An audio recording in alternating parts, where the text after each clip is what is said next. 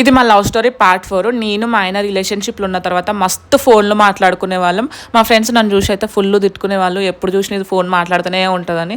ఇంతగానం ఫోన్లు మాట్లాడుతుంటే మా ఇంట్లో వాళ్ళకి తెలియకుండా ఉంటుందా చెప్పండి.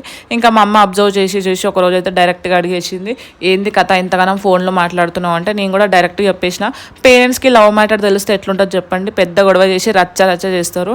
కానీ మా ఇంట్లో అస్సలు అట్లా కాదు. నాకు చిన్నప్పటి నుంచి ఫుల్ ఫ్రీడమ్ ఇచ్చి ఎలాంటి రిస్ట్రిక్షన్స్ లేకుండా పెంచినారు. నేను అదే ధైర్యంతో నేను నిజాలు అయితే చెప్పినాను.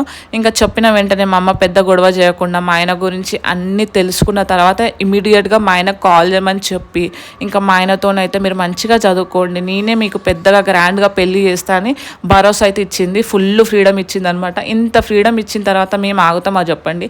సినిమాలు షికార్లు అంటూ ఫుల్ తిరిగే వాళ్ళం. కానీ నేను ఏది చేసినా సరే మా అమ్మకి చెప్పేదాన్ని అనమాట. సినిమాకి పోతున్నా సరే ఇట్లా సినిమాకి పోతున్నా అంటే సరే వెళ్ళండి అని అనేది. అంత ఫ్రీడమ్ ఇచ్చింది. ఇంత ఫ్రీడమ్ ఇచ్చినాక కూడా మేము నిలబెట్టుకోకుండా ఒక పెద్ద తప్పు అయితే చేసినాము. ఆ తప్పు ఏందో నెక్స్ట్ పార్ట్లో అయితే చెప్తాను, మీరు చూస్తూ ఉండండి. మా లవ్ స్టోరీ బోర్ కొడితే కింద కామెంట్ చేయండి guys. Thank you for watching.